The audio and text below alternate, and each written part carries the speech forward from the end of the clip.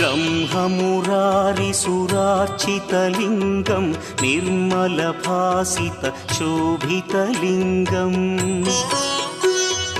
जन्मज दुःखविनाशकलिङ्गं तत्प्रणमामि सदा शिवलिङ्गम्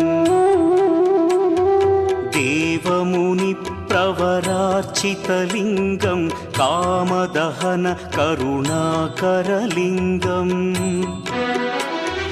रावणदर्पविनाशकलिङ्गं तत्प्रणमामि सदा शिवलिङ्गम्